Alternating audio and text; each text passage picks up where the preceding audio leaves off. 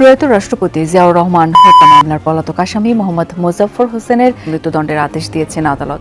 ৪৫ বছর লুকিয়ে থাকার পর অবশেষে গ্রেপ্তার হয়েছেন শহীদ প্রেসিডেন্ট জিয়াউর রহমানের আসামি মেজর মুজাফফর। সেনাবাহিনী তাকে রিমান্ডে নিয়ে চাঞ্চল্যকর তথ্য বের করে এসেছেন। অবশেষে মুখ খুলেছেন মেজর মুজাফফর। ৪৫ বছরের ফেরারি খুনি অবশেষে খাঁচায়। ফাঁসির মঞ্চে যাওয়ার আগে রিমান্ডে কি মুজাফফর সেসব পেছনের কুশীলবদের নাম বলে যাবে যারা নৈপথ্য থেকে কলকাঠি মেরেছিল? ৪৫ বছর পর গ্রেপ্তার হয়েছেন মেজর জিয়াউর রহমানের উনি মোজাফফর হোসেন। দেওয়া হয়েছে রিমান্ডে। বেরিয়ে আসলো ভয়ানক সব তথ্য। আজ রিমান্ডে সে কি চাঞ্চল্যকর তথ্য দিল জিয়াউর রহমানের ঘাতক মেজর মুজাফফর হোসেন। হ্যাঁ দর্শক, রিমান্ডের স্বীকারোক্তির পরে কিন্তু এবার আদালতে তার সর্বোচ্চ শাস্তিটুকু কিন্তু নিশ্চিত করা হচ্ছে। কিন্তু দর্শক, সেই পরিকল্পনায় এগোচ্ছে কিন্তু তারেক রহমানের সরকার। কারণ বর্তমান যে সরকার তারেক রহমান, তার পিতার ঘাতক কিন্তু এই মুজাফফর হোসেন, যে কিন্তু এই সেনাবাহিনী কর্মকর্তাদের নিয়ে দর্শক এই তৎকালীন রাষ্ট্রপতি জিয়াউর রহমানকে কিন্তু খুবই মাস্টার প্ল্যানের মাধ্যমে কিন্তু শেষ করে দিয়েছে। যার একেবারে গডফাদার হলো এই মুজাফফর হোসেন, আর যার ফলশ্রুতিতে কিন্তু এবার কঠিন সাজার মুখে পড়তে যাচ্ছে এই গডফাদার মুজাফফর হোসেন। হ্যাঁ দর্শক, স্বয়ং তারেক রহমানই কিন্তু এবার তার বিচার করছে, যেটার কিছুটা অংশ বেশি দর্শক আপনারা ভিডিও শুরুতেই দেখতে পেয়েছেন। এবার দেখবেন বিস্তারিত, এবং বিস্তারিত দেখলে দর্শক আপনারা রীতিমতো একেবারে চমকে উঠবেন যে আজ খুবই খুবই গুরুত্বপূর্ণ একটি নিউজ আপডেট নিয়ে আপনাদের সামনে আমরা হাজির হয়েছি। তাই সম্মানিত প্রিয় দর্শক শ্রোতা, আজ কথা বাড়ি আপনার মূল্যবান সময়টুকু আর নষ্ট না করে আগে আপনাকে সেই গুরুত্বপূর্ণ রিপোর্টটি দেখিয়ে নিয়ে আসি।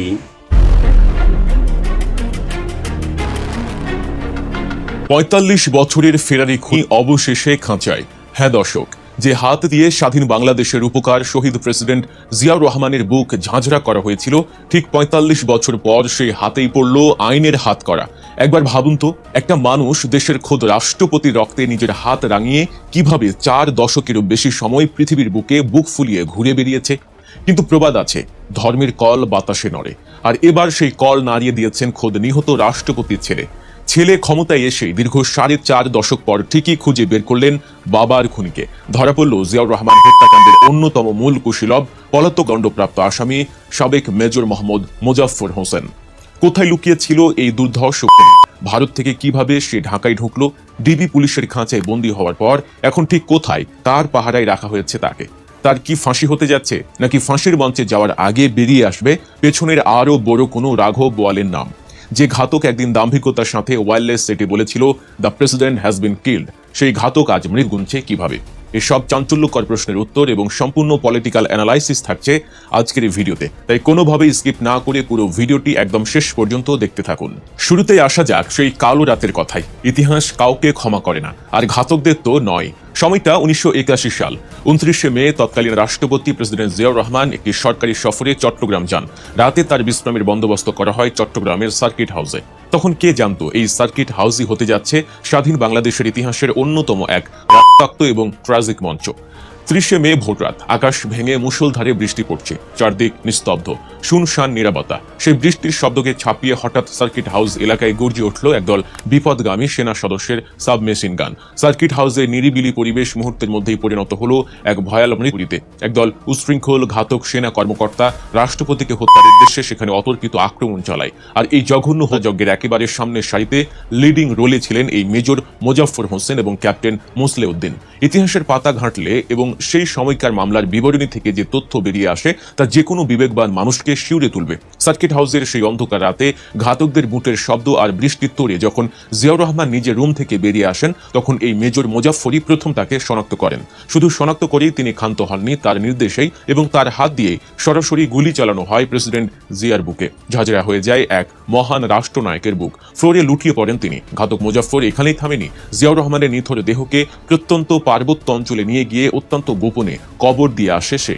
প্রেসিডেন্টের নিশ্চিত হওয়ার পর ঘাতক মোজাফফরের উল্লাস ছিল পৈশাচিক। সে ছুটে যায় ওয়্যারলেস সেটের কাছে। এরপর চট্টগ্রামের তৎকালীন জিওসি মেজর জেনারেল আবুল মঞ্জুরকে রেডিও মেসেজে অত্যন্ত দাম্ভিকতার সাথে ইংরেজিতে একটি বার্তা পাঠায়। সে বলে the president has been killed, অর্থাৎ রাষ্ট্রপতিকে হত্যা করা হয়েছে। কিন্তু ঘাতকদের সেই পৈশাচিক উল্লাস বেশি দিন টেকেনি। হত্যাকাণ্ডের খবর ছড়িয়ে পড়ার পরপরই বাংলাদেশ সেনাবাহিনীতে তীব্র প্রতিক্রিয়া দেখা দেয়। সেনাবাহিনীর শক্ত অবস্থানের কারণে পরিস্থিতি দ্রুত নিয়ন্ত্রণের বাইরে চলে যায় বিদ্রোহীদের। পতন ঘটে জেনারেল মঞ্জুরের। পরিস্থিতি বেগতিক দেখে জেনারেল মঞ্জুর সহ বেশ কয়েকজন ঘাতক পালানোর চেষ্টা করলেও ধরা পড়ে যান। পরবর্তীতে এক রহস্যময় পরিস্থিতিতে মঞ্জুর নিহত হন।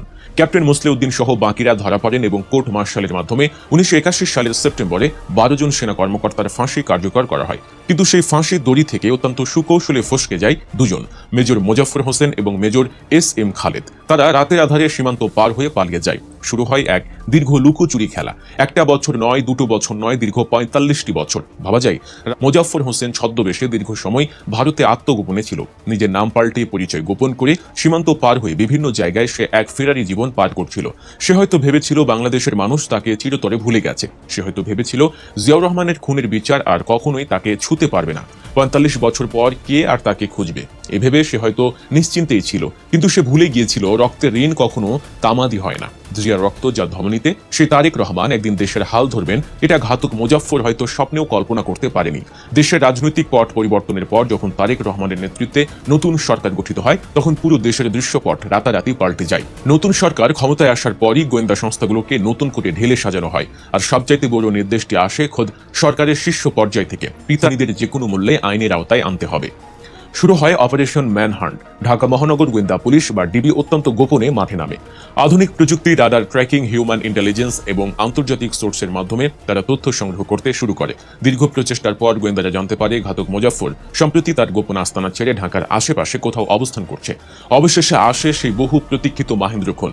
গোপন সংবাদের ভিত্তিতে গত বুধবার মধ্যরাতে রাজধানীর অভিজাত এলাকা বনানীর ডিওএইচএসে একটি বিশেষ অভিযান চালায় ডিবি পুলিশ। কিন্তু প্রশ্ন হলো, মোজাফফরকে কোথায় রাখা হয়েছে? সাধারণ অপরাধীর মতো কি তার বিচার হবে? উত্তর হচ্ছে না। কারণ সাধারণ আদালতের বিচার তার জন্য নয়, সামরিক আদালতের কোর্ট মার্শালে তার দণ্ড তো 45 বছর আগেই ঘোষণা করা আছে। তাই ডিবি পুলিশ আইনি প্রক্রিয়া ও নথিপত্র যাচাই বাছাই শেষে এই ঘাতককে সরাসরি হস্তান্তর করেছে বাংলাদেশ সেনাবাহিনীর কাছে। সেনাবাহিনীর নিজস্ব বিচার প্রক্রিয়া ও কোর্ট মার্শালের নিয়ম অনুযায়ী এখন সামরিক হেফাজতেই তার সেই ঝুলে থাকা মৃত্যুদণ্ড কার্যকর করার প্রক্রিয়া চলছে। ইতিহাসবিদ ও রাজনৈতিক বিশ্লেষকরা মনে করছেন মেজর মোজাফফরের এই গ্রেফতারের মধ্য দিয়ে 1981 সালের 30 মের সেই রাতের অনেক অজানা রহস্য এবার উন্মোচিত হতে পারে। জেনারেল মঞ্জুরকে কে আসলে বলির পাঁঠা বানিয়েছিল? দেশীয় বা আন্তর্জাতিক কোনো গভীর ষড়যন্ত্রের নীল নকশা কি সেদিন সার্কিট হাউসে বাস্তবায়িত হয়েছিল? ফাঁসির মঞ্চে যাওয়ার আগে রিমান্ডে কি মোজাফফর সেই সব পেছনের কুশীলবদের নাম বলে যাবে যারা নৈপথ্য থেকে কলকাঠি মেরেছিল? এই প্রশ্নগুলো এখন নতুন করে ঝড় তুলেছে বাংলাদেশের রাজনৈতিক অঙ্গনে। পিতার খুনিকে ধরে তারেক রহমান শুধু পারিবারিক দায়বদ্ধতায় মেটাননি, বরং দেশের বিচারহীনতা সংস্কৃতির কফিনে শেষ পেরেকটি ঠুকে দিয়েছেন। হ্যাঁ দর্শক, সত্যি মোজাফফর হোসেন কত বড় ঘাতক দর্শক সেটা কিন্তু আপনারা বিস্তারিত দেখতে পেয়েছেন। কারণ মেজর জিয়ার মতো দর্শক একজন রাষ্ট্রপতিকে, একদম দেশের সেরা রাষ্ট্রপতি যিনি, ইতিহাসের সেরা রাষ্ট্রপতি যিনি, তাকে শেষ করে দিয়েছে মোজাফফর হোসেন। সে কত বড় ঘাতক হলো দর্শক এমন কাজটা করতে পারে। দীর্ঘ 45 বছর হাসিনা এমনকি আওয়ামী লীগের ছত্রছায়া থেকে কিন্তু দর্শক সে কিন্তু ভারত এবং বাংলাদেশে কিন্তু চলাফেরার মধ্যে ছিল। তবে এবার খুবই মাস্টার প্ল্যানের মাধ্যমে কিন্তু এই ঘাতককে কিন্তু গ্রেপ্তার করেছে তারেক রহমানের সরকার। আর তারপরে কিন্তু এই ঘাতককে তুলে দেওয়া হয়েছে সেনাবাহিনীর হাতে। অর্থাৎ সে যেহেতু একজন সেনাবাহিনী কর্মকর্তা, একজন মেজর, তার ফলশ্রুতিতেই কিন্তু তাকে কিন্তু এবার সেনাবাহিনীর আওতাধীন কিন্তু তাকে বিচার করা হবে। অর্থাৎ তার সঙ্গে যারা ছিল তাদের অনেকেরই কিন্তু দর্শক ফাঁসি কার্যকর হয়েছে। আর এবার কিন্তু মুজাফফরের ফালা। হ্যাঁ দর্শক শ্রোতা, ইতিহাসের সর্বশ্রেষ্ঠ রাষ্ট্রপতি জিয়াউর রহমানের ঘাতক, আর তাকে কিন্তু কোনো মতেই কিন্তু ছাড় দেওয়া উচিত নয়। সম্মানিত প্রিয় দর্শক শ্রোতা, এই সম্পর্কে আপনার মতামত কি এবং তার বিস্তারিত যে তথ্যগুলি জেনেছেন দর্শক, এই সম্পর্কে আপনার মতামত কি সেটা অবশ্যই আমাদের কমেন্ট বক্সে লিখে যাবেন এবং বিস্তারিত তথ্যগুলি দর্শক জানার পর আপনার কাছে কেমন লেগেছে সেটাও লিখে যাবেন। অবশ্যই ভিডিওতে একটি লাইক দিয়ে দর্শক এখনই আমাদের চ্যানেলটি সাবস্ক্রাইব করে রাখুন পরবর্তী আপডেটগুলোর জন্য। আজ এ পর্যন্তই, আশা করি সকলে অনেক ভালো থাকবেন দর্শক।